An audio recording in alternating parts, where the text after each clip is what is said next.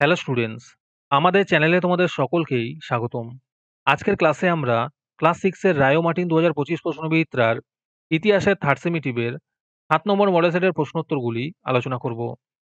ইতিহাসের আগের model সেটগুলির প্রশ্নোত্তরের video তোমরা যদি দেখে না থাকো, তাহলে অবশ্যই আমাদের চ্যানেলে গিয়ে দেখে নিও। নিচে ডিসক্রিপশনে লিংক আমি দিয়ে রাখলাম। আর তোমরা যদি আমাদের চ্যানেলে নতুন হয়ে থাকো, তাহলে চ্যানেলটিকে সাবস্ক্রাইব করে পাশে থাকা বেল আইকনটি অলে প্রেস করে রেখো। তাহলে পরে ক্লাসের ভিডিওগুলি আমি আপলোড করলেই তোমাদের কাছে নোটিফিকেশন পৌঁছে যাবে।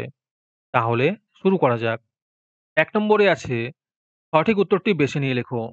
১ নম্বর প্রশ্ন হলো, প্রথম লিখিত আইন চালু করেন হামুরাবি। ২ নম্বর প্রশ্ন হলো, লাল চুনাপাথর বেশি ব্যবহৃত হতো মথুরা শিল্পরীতিতে। ৩ নম্বর প্রশ্ন হলো, ভারতবর্ষ শব্দটি ব্যবহার করা হয়েছিল হাতিগুম্পা শিলালিপিতে। ৪ নম্বর প্রশ্ন হলো, গুপ্ত শাসনে প্রদেশের থেকে ছোট জেলাগুলিকে যে নামে পরিচিত ছিল তা হলো বিষয়। ৫ নম্বর প্রশ্ন হলো, ভারতে প্রথম রূপোর মুদ্রা চালু করেন দ্বিতীয় চন্দ্রগুপ্ত। ৬ নম্বর প্রশ্ন হলো, জাদুমন্ত্রের সংকলন হলো অথর্ববেদ। ৭ নম্বর প্রশ্ন হলো, দশাবতার মন্দির রয়েছে দেওঘরে। ৮ নম্বর প্রশ্ন হলো, দাক্ষিণাত্যের মাটিতে সবচেয়ে বেশি চাষ হতো তুলো। ৯ নম্বর প্রশ্ন হলো, বাল্হিক দেশের অপর নাম ব্যাকট্রিয়া। ১০ নম্বর প্রশ্ন হলো, কেরলে যে চাষ বিখ্যাত ছিল এর উত্তর হবে গোলমরিচ। ১১ নম্বর প্রশ্ন হলো, মহারাজা রাজাধিরাজ দেবপুত্র শাহী উপাধি ছিল কনিষ্কের। ১২ নম্বর প্রশ্ন হলো, তাম্রলিপ্ত বন্দরটিকে গ্রিক ভাষায় বলা হতো তামালিতেস। ১৩ নম্বর প্রশ্ন হলো, সত্যকামের মায়ের নাম ছিল জবালা। ১৪ নম্বর প্রশ্ন হলো, সেন্ট থমাস খ্রিস্টধর্ম প্রচারের জন্য ভারতীয় উপমহাদেশে এসেছিলেন যার আমলে তিনি হলেন গন্ডোফার্নেস। তারপরে ২ নম্বরে আছে এক কথায় উত্তর দাও। ১ নম্বর প্রশ্ন হলো, মিশরকে নীল নদের দান কে বলেছেন? এর উত্তর হবে হেরোডোটাস। ২ নম্বর প্রশ্ন হলো, মেসোপটেমিয়া কথার অর্থ কি?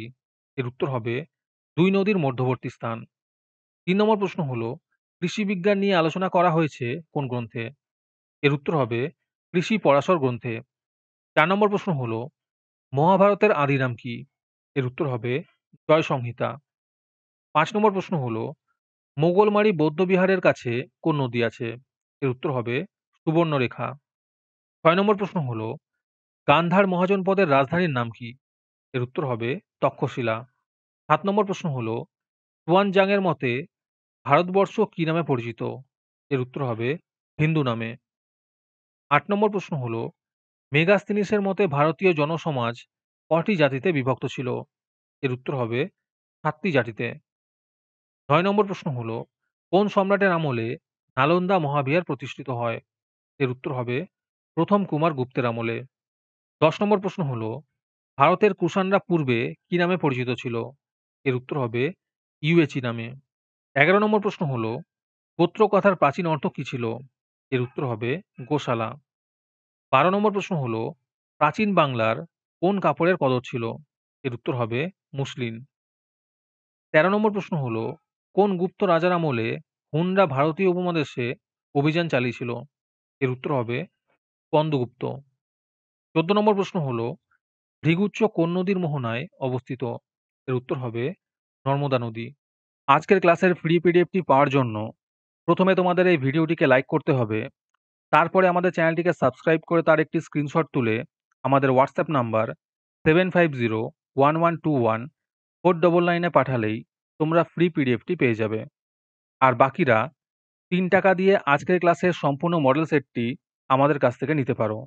তারপরে ৩ নম্বরে আছে, নিচের প্রশ্নগুলির ২-৩টি বাক্যে উত্তর দাও। যেকোনো ৬টি করতে বলেছে। এই প্রশ্নের উত্তরগুলি আমি তোমাদের দেখিয়ে দিচ্ছি। তোমরা দেখে, দেখে নোট ডাউন করে নিও। ১ নম্বর প্রশ্ন হলো, বৌদ্ধ ধর্মের ত্রিরত্ন কি, কি? এর উত্তর হবে বৌদ্ধ ধর্মের ত্রিরত্ন হলো বুদ্ধ, ধম্ম ও সংঘ। ২ নম্বর প্রশ্ন হলো, ক্ষত্রপ কাদের বলা হতো? এই উত্তরগুলো একটু দেখে নিও। ৩ নম্বর প্রশ্ন হলো, গুরুকুল ব্যবস্থা বলতে কি বোঝায়? ৪ নম্বর প্রশ্ন হলো, প্রাকৃত ভাষা কাকে বলে? ৫ নম্বর প্রশ্ন হলো, তামিল সাহিত্যকে সঙ্গম সাহিত্য বলা হয় কেন? ৬ নম্বর প্রশ্ন হলো, কখন ভাষার ব্যবহার শুরু হয়? আর তার সাথেই প্রশ্ন আছে, মুখের ভাষা ও লেখার ভাষার মধ্যে পার্থক্য কি?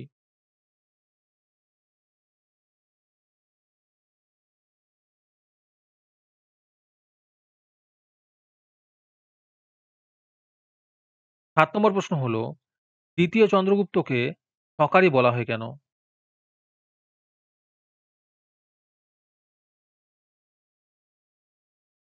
৮ নম্বর প্রশ্ন হলো, সভা ও সমিতি বলতে কি বোঝায়?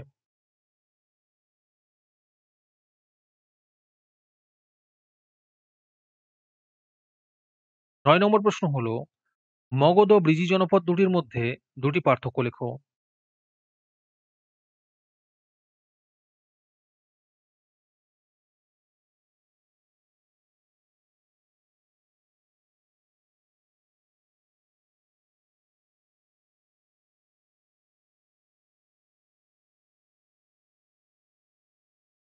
'মডেল সেট' সম্পর্কিত তথ্য পাওয়ার জন্য আমাদের হোয়াটসঅ্যাপ চ্যানেল এবং এক্সামের সাজেশনের জন্য আমাদের টেলিগ্রাম চ্যানেল তোমরা জয়েন করতে পারো। নিচে ডেসক্রিপশনে লিংক দেওয়া রইলো, তোমরা সেখানে গিয়ে জয়েন করে নিও। তারপরে ৪ নম্বরে আছে, নিচের প্রশ্নগুলির ৪-৫ টি বাক্যে উত্তর দাও। যেকোনো ৫ টি করতে বলেছে। ১ নম্বর প্রশ্ন হলো, সুমেরীয় সভ্যতা সম্পর্কে কি জানা যায়? ২ নম্বর প্রশ্ন হলো, স্তূপ, চৈত্য ও বিহার বলতে কি বোঝায়?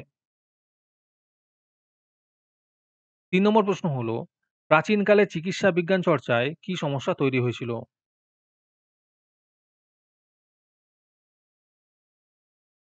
৪ নম্বর প্রশ্ন হলো, বিহার ও মহাবীরের মধ্যে পার্থক্য কি, কি দেখা যায়?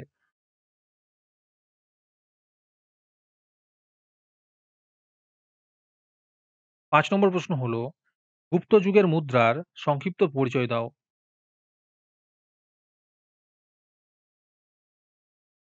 ৬ নম্বর প্রশ্ন হলো, চন্দ্র রাজার স্তম্ভের টীকা লেখো। ৭ নম্বর প্রশ্ন হলো, মৌর্য আমলের আটবিক ও অরণ্যচরদের সম্পর্কে কি জানা যায়?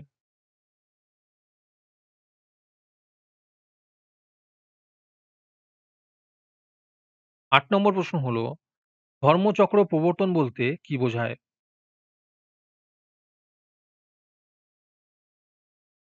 তারপরে ৫ নম্বরে আছে, নিচের প্রশ্নগুলির ৮-১০ টি বাক্যে উত্তর দাও। যেকোনো ৩ টি করতে বলেছে। ১ নম্বর প্রশ্ন হলো, জৈন ধর্মের মূলনীতিগুলি আলোচনা করো।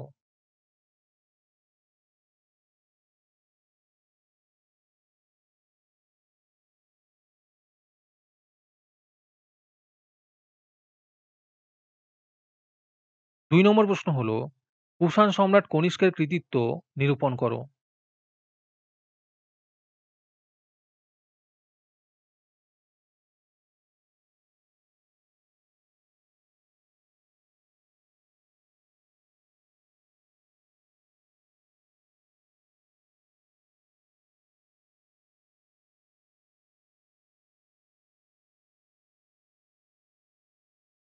৪ নম্বর প্রশ্ন হলো, মৌর্য শিল্পকলার পরিচয় দাও।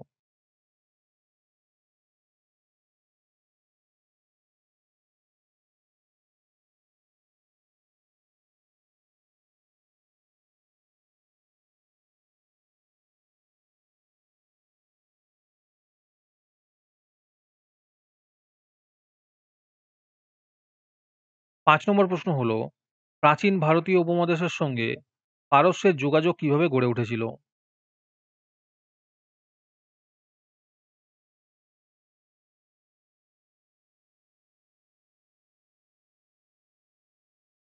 'আজকের ক্লাসটি তোমাদের ভালো লেগে থাকলে ভিডিওটিকে লাইক এবং চ্যানেলটিকে সাবস্ক্রাইব করে দিও। তার সাথে ভিডিওটি তোমাদের সহপাঠীদের শেয়ার করে দিও।